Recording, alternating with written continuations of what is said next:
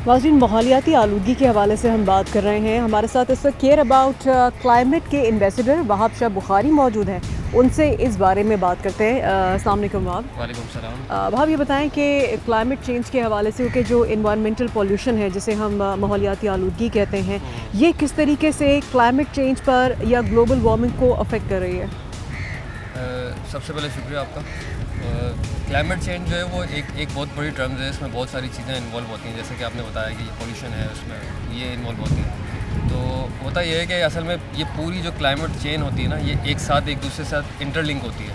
जिस तरह से आप समझ लें कि कोई भी सिस्टम चल रहा होता है, कोई फैक्ट्री का कोई एक प्रोसेस चल रहा होता है पूरा, तो इसी तरह से पूरा प्रोसेस होता है जिसके अंदर जो है वो बहुत सारी चीज़ें इंक्लूड होती हैं और वो पूरी एक चेन साइकिल चला रही होती है। तो इसी में एक साइकिल ऐसी होती है कि जो हवा की होती है, जो एटमॉस्फेयर की होती है। तो होता यह है कि एटमॉस्फेयर जब डिस्टर्ब होना शुरू होती है तो वो इंटरलिंक जितनी भी चीज़ होती है उनको डिस्टर्ब करना शुरू कर देती है। सही। तो अब जैसे हम पाकिस्तान के मामला में देख लें या कराची को स्पेशली अगर हम फोकस करें, तो हम देखेंगे कि जो मल्टीपल इश्यूज़ हैं जो कराची में ये इन्वायरमेंट के इशू क्रिएट कर रहे हैं या एयर पोल्यूशन के इशू क्रिएट कर रहे हैं, तो उसमें ट्रैफिक कह लेंगे सबसे पहली बुनियादी इशू है। ट्रैफिक के भी फिर एक बहुत बड़ा टॉपिक है, उसमें बहुत सारी चीज़ें आ सकती हैं। यानी कि जाहिर सी बात है उसका एक एज होती है, उस एज के बाद यूज़ करना उसको पोल्यूटेंट कर देता है। जो फ्यूल हम यूज़ कर रहे हैं वो एक इटसेल्फ एक इशू है फॉसिल फ्यूल के अंदर। फिर उसकी इतनी बड़ी तादाद होना एक ये इटसेल्फ इशू है। कुछ शहर ऐसे हैं, कुछ उन्होंने तजर्बे किए, उन्होंने ये किया कि ट्रैफिक्स को कम करने के लिए डिफरेंट स्ट्रेटजी यूज़ करी है, तो वो एक कामयाब स्ट्रेटजी है। फिर यहाँ पर फैक्ट्रीज़ हैं, उनके पोल्यूशन है। तो ये कुछ इस तरह की चीज़ें हैं जिसकी वजह से एयर पोल्यूशन कराची में यानी कि कह लेंगे एक ज़्यादा इशू क्रिएट कर रहा है। अच्छा, जिस तरीके से ट्रैफिक की बात है, वाकई में अगर कराची में हम देखें जो होशरुबा ट्रैफिक है, इतनी गाड़ियाँ, उसके ऊपर धुआं, तो ये भी एक बहुत बड़ा फैक्टर है, क्योंकि जो धुआं निकलता है उससे हमारी सांस के ज़रिए हमारे वो अंदर जाता है, तो वो हमारे लिए कितना नुकसानदेह है। जैसे आपने कहा कि बहुत से शहरों में ये कोशिश की गई कि ट्रैफिक को कम किया जा सके। हम कराची में अगर देखें, इतनी गाड़ियाँ, एक घर में इतनी इतनी गाड़ियाँ हैं, क्योंकि ज़ाहिर है जिस हवाले से, जिस तरह से आबादी बढ़ रही है, उस तरह से लोगों के घर में गाड़ियाँ भी हैं। एक घर में कई कई गाड़ियाँ भी हैं, तो वो ट्रैफिक ऑटोमेटिकली कराची शहर में बहुत, और इतना बड़ा शहर है, पाकिस्तान का सबसे बड़ा शहर, इसको हम क्या कंट्रोल कर सकते हैं? आप इसको बिल्कुल कर सकते हैं, बल्कि एक बहुत अच्छा तजर्बा बहुत सारे शहरों ने किया है, लेकिन एक बहुत अच्छा तजर्बा जो शुरू में किया गया वो ये था कि उन्होंने अपनी पब्लिक प्राइवेट जो ट्रांसपोर्ट थी उसको बढ़ाया और बाकी गाड़ियों को कम करना शुरू किया। लेकिन अचानक से करना थोड़ा सा मुश्किल होता है, तो उन्होंने ये किया कि उन्होंने ऑड और इवन नंबर के एक तजर्बा किया। मिसाल के तौर पे आज मंडे है, तो आज ऑड गाड़ियों से जो नंबर एंड हो रहा होगा वो ट्रैफिक में यानी रोड पर नहीं आएंगी, और जो ट्यूसडे होगा उसमें इवन नंबर वाली गाड़ियाँ रोड पर नहीं आएंगी। तो इस तरह से उन्होंने आधा कर दिया पहले, सबसे पहले। लेकिन उसका रिप्लेसमेंट उसके साथ दिया उन्होंने कि मतलब वो अगर अब जब वो ट्रैफिक में नहीं आ रहे तो वो पब्लिक ट्रांसपोर्ट में सफ़र करेंगे। तो आहिस्ता आहिस्ता ग्रेजुअली हुआ ये कि वो पब्लिक ट्रांसपोर्ट पे सब शिफ्ट होना शुरू हुए। फिर उसकी सहूलत इतनी अच्छी थी, वो इतना अच्छा यानी कि सहूलत भी थी और पैसे भी कम थे, तो इकनॉमिकली पड़ रहा था उनको। तो वो हुआ ये कि उसका एक रिप्लेसमेंट तैयार था, उसकी वजह से जो है वो लोग उसमें ट्रांसफ़र होना शुरू हुए और एक बहुत अच्छा तजर्बा। अच्छा, ये तो एक बाकी में ऐसा है कि जब आप पब्लिक ट्रांसपोर्ट पे आप शिफ्ट होंगे, अपनी गाड़ियों का इस्तेमाल कम करेंगे, तो एक गाड़ी है, एक पब्लिक जो ट्रांसपोर्ट, एक व्हीकल है जिसके अंदर बहुत सारे लोग हैं, और एक उतने से सोचिए कि अगर 10 अफराद उस गाड़ी के अंदर हैं और वही 10 अफराद अगर वो अलग 10 गाड़ियाँ लेके चलेंगे, तो किस तरीके से रोड पर और मज़ीद ट्रैफिक बढ़ेगा। लेकिन ये तो तहज़ीब याफ्ता जो मुआशरे हैं या जहाँ पर लोग लिटरेट हैं, समझदार हैं, वहाँ पर तो हो सकता है। आपको क्या लगता है कि ये पॉसिबल है कि पाकिस्तान जैसे मुल्क में, ख़ास तौर पे कराची में, क्या ये पॉसिबल है कि इसको इम्प्लीमेंट किया जा सके? इतना आसान है? आसान तो खैर नहीं है, आसान उनके लिए भी नहीं था जब उन्होंने शुरू किया था। लेकिन ये कराची उस हिसाब से थोड़ा सा खुशनसीब यूँ था कि एक तो ये टॉप मेट्रो सिटीज़ में आता है ना, तो 12वें नंबर पे या 11वें नंबर पे ये कराची जो है वो आता है टोटल। तो हुआ ये था कि उस टाइम पे जब ये वहाँ पर इम्प्लीमेंट हो चुका था, तो कराची में उनको दावत दी गई थी। अच्छा। ये तकरीबन, अब बात कर रहा हूँ मैं, तकरीबन 7-8 साल पुरानी। तो कराची में उनको दावत दी गई थी, वो कराची में आए थे, आकर उन्होंने पूरा इसका स्ट्रक्चर देखा था, सारी चीज़ें देखी थी। उसमें उन्होंने बहुत सारे जो है तजावीज़ भी दी थी अपनी, और एक रिटर्न पूरी वो चीज़ तैयार हुई थी, स्ट्रेटजी तैयार हुई थी कि किस तरह से कराची में इसको जो है ओवरगो किया जा सकता है। लेकिन नहीं हो सका। अमल नहीं हो सका।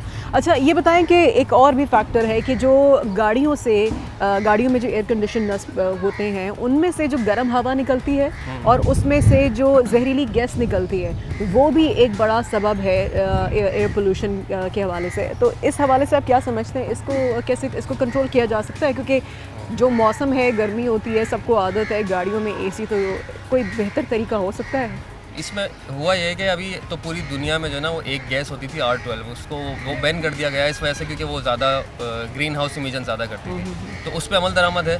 बाकी गाड़ी की पाकिस्तान में अपनी, है, कराची में है? जी पाकिस्तान पे भी अमल है क्योंकि वो गैस का मैन्युफैक्चरिंग ख़त्म कर दी है। अच्छा, तो कुछ हद तक तो जो समझ लें इम्पोर्टेड कि गाड़ियों में ज़्यादा है या पाकिस्तान जो मैन्युफैक्चर हो रही है उन गाड़ियों में भी है? नहीं, ओवरऑल ये समझ लें कि Overall। जो एसी की यूज़ के लिए वो होता था फ्रिज में भी और एसी में भी जो Okay। वो भी यूज़ होता था वो भी That's वही good, गैस अच्छी होती बात, ठीक है। है, उसको तो बैन कर दिया गया है। लेकिन कुछ चीज़ें ऐसी हैं जो कराची में अगर कह लें जैसे अब डीजल गाड़ियाँ ज़्यादा हैं या पेट्रोल की भी एक बड़ी तादाद है, तो ये फॉसाइल फ्यूल जो होता है ना ये ज़्यादा गैसेस को इमिशन बनाती हैं, कार्बन इनका जो अखराज होता है वो बहुत ज़्यादा होता है। तो इसको कंट्रोल करने के लिए चीज़ें मौजूद हैं।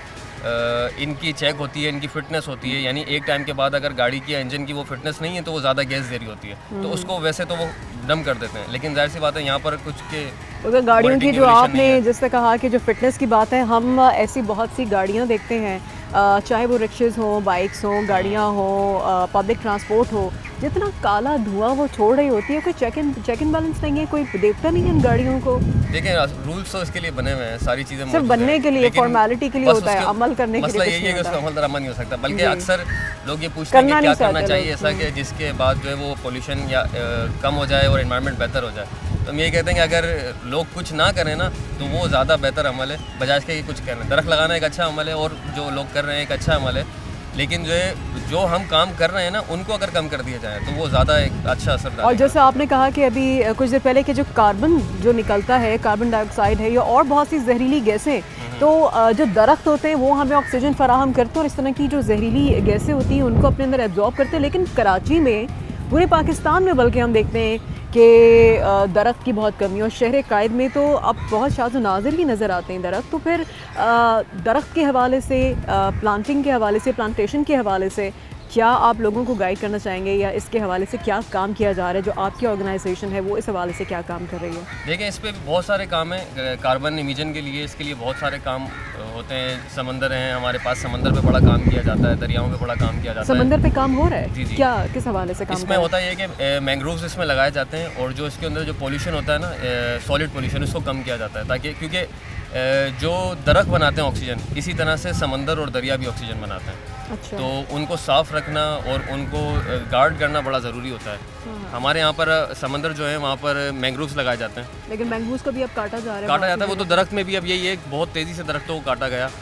लेकिन अब इसके लिए कोई ना कोई एक पॉलिसी गवर्नमेंट की तरफ से भी होनी चाहिए, मतलब फेडरल की तरफ से भी, सिंध गवर्नमेंट की तरफ से, सबको मिलकर बैठना पड़ेगा इस मसले की, क्योंकि ये सबका मसला है। तो उसकी पॉलिसीज़ अभी तक मौजूद नहीं है उस तरह से, यानी कि अगर आप समझ लें कि कोई पब्लिक जगह पर भी अगर कोई दरख्त काट रहा हो तो मैं उसको रोक नहीं सकता, मतलब कोई ऐसा कोई यहाँ पे तो कानून कोई मौजूद कुछ नहीं है भी कि रोका जा बेहंगम सके। चल रहा है, कोई कुछ भी करे आप उसको नहीं रोक सकते। बल्कि यहाँ पे पुलिस की चौकी होती है, वहाँ पे सामने स्नैचिंग हो रही होती है, पुलिस वो भी कुछ नहीं कर पा रही होती है। लेकिन कहने का मकसद ये है कि बहुत सारी चीज़ों में असूल बना दिया था। जैसे आप अगर बनाए देखेंगे जा रहे हैं, फेडरल में होने एक चाहिए, इशू हाँ। उन्होंने बनाया है कि अगर आप एक दरख्त काटते हैं तो उसकी जगह पर किसी, यानी ज़रूरी है आपको वो दरख्त काटना है और वो बीच में आ रहा है या कोई इशू है तो पहले तो उसको गार्ड करने की कोशिश करेंगे, वहाँ से निकाल के दूसरी जगह लगाते हैं। लेकिन अगर कुछ भी पॉसिबल नहीं है और दरख्त काट दिया गया है तो उसकी जगह उनको 10 दरख्त को पालना पड़ेगा।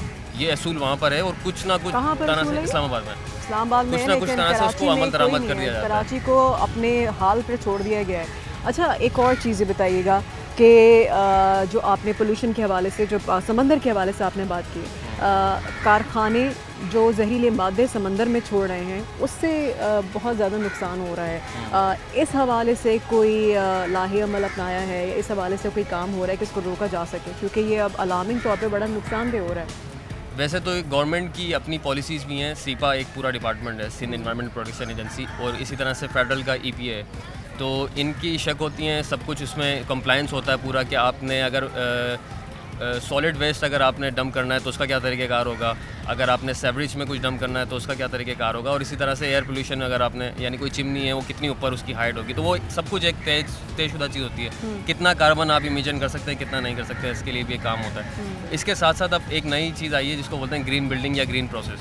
तो उसमें होता है ये कि अगर आपकी कंपनी अखराज कम कर रही है तो वो आपको इंसेंटिव्स देते हैं, गवर्नमेंट भी इंसेंटिव देती है और आपका जो बायर वो भी इंसेंटिव देगा। इसके साथ साथ जो आपके बायर हैं वो बायर भी अब जो है वो उनके ऊपर एक ये लगा दिया गया है, रूल लगा दिया गया है कि वो जिन भी लोगों से भी ख़रीदारी करेंगे तो वो ये चेक करेंगे कि वो जिनसे ख़रीदारी कर रहे हैं क्या वो एनवायरनमेंट पे और कंप्लायंस में अमल करते हैं या नहीं करते हैं। तो ये तो उनकी तरफ से, और हमारे अपने गवर्नमेंट का और वो ये रोल होता है इसके अंदर के जो डिपार्टमेंट्स बने हुए हैं, ये डिपार्टमेंट उनको चेक एंड बैलेंस करते रहते हैं टाइम टू टाइम। इसमें जो है ना ऑडिट भी होता है, इसका एनवायरनमेंट का ऑडिट होता है, लेकिन बात फिर आखिर में वही आ जाती है कि उसमें मॉनिटरिंग उस तरह से नहीं हो पा रही है। बिल्कुल, वो किसी भी डिपार्टमेंट में हम अभी तक यही देख रहे हैं कि काम सही से नहीं हो पा रहा है। अच्छा, सिर्फ एक शॉर्टली ये बताइएगा कि माहौल जो माहौलियाती आलूदगी है इसको कंट्रोल करने के लिए हम क्या कर सकते हैं, हुकूमत के साथ साथ हम individually as as a nation हम क्या कर सकते हैं कि हम इसको बेहतर बना सकें और तहफ़्फ़ुज़ फराहम कर सकें, क्योंकि सब भुगत रहे हैं और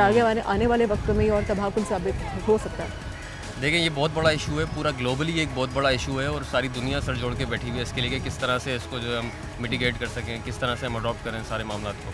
तो इसके लिए इसी तरह से लाएगा अमल जिस तरह से बाकी दुनिया में किया जा रहा है, सिंगापुर में और बड़ी दीगर अच्छी मुल्कों में काम किया गया है, तो पाकिस्तान में भी करना चाहिए। ना सिर्फ गवर्नमेंट की सतह पर, जिस तरह से आपने कहा कि हमें इंडिविजुअली भी क्या काम करना चाहिए, तो उसमें यह है कि सबसे पहले तो आगाही जिन लोगों को नहीं है उन लोगों तक आगाही पहुंच जाए। सबसे पहला काम ये, कुछ भी काम करने से पहले, कि लोगों को अगर कोई काम गलत भी कर रहा है ना तो उसको पता हो कि मैं गलत काम कर रहा हूँ, पहले तो आगाही उसको मिल जानी चाहिए। फिर उसके बाद उनको छोटे छोटे अमल जो छोटी छोटी चीज़ों से इश्यूज़ क्रिएट हो रहे हैं उनका पता होना चाहिए। जैसे कि प्लास्टिक पोल्यूशन है, प्लास्टिक पोल्यूशन इटसेल्फ एक सॉलिड वेस्ट का इशू है, लेकिन ये इंटरलिंक कर जाता है दोबारा से एयर पोल्यूशन के साथ भी और ओवरऑल एक इन्वायरमेंट के अंदर। तो प्लास्टिक आप खुद से जितना कम कर सकें, गवर्नमेंट ने अपने तौर पर जो बैन करना है या जो भी करना है वो अलग है। आप अपने तौर पर एक बैग रख लें, जिस तरह से पुराने ज़मानों में हम बचपन में देखते थे कि वो चटाइयों के बैग्स होते थे या कपड़ों के बैग्स होते थे, वो बैग्स रखें, प्लास्टिक पोल्यूशन कम करें। कम से कम ज़िंदगी में अपने 1 से 2 दरख्त को पालें, सिर्फ लगा के छोड़ देना काम नहीं है, उनको पूरा बड़ा करना होता है, ताकि जब तक जिस तरह बच्चे की परवरिश होती है इसी तरह से उनकी भी होती है। तो ये कुछ वेस्ट हैं जो अपना कम से कम आप दुनिया पे जो निशान जो छोड़ना है ना वो पॉजिटिव निशान छोड़ें, क्योंकि कल को जब हम जाना है तो हम अपने पीछे जब देखें तो कार्बन इमिशन और ये गंद और ये हमारी तरफ से नस्लों के लिए तो छोड़ के जाएं, आने वाली नस्लों के लिए क्या छोड़ के जाएंगे, कम से कम हाँ इतना तो करें। एग्जैक्टली। ठीक है, बहुत शुक्रिया वहाब, आपसे डिटेल में बात हुई। वाकई में इंडिविजुअली हम सबको इस पर काम करने की बहुत ज़रूरत है, क्योंकि जिस तरीके से हम देख रहे हैं पूरी दुनिया का ये मसला है, ये सिर्फ पाकिस्तान का शहर कायद का मसला नहीं है। इसलिए सब सर जोड़कर बैठे हुए हैं कि ग्लोबल वार्मिंग को, क्लाइमेट चेंज को कैसे कंट्रोल किया जा सके और इन्वायरमेंटल पोल्यूशन को किस तरीके से कंट्रोल किया जा सके। मज़ीद इस पर बहुत कुछ है बात करने को, हमारे साथ रहिए।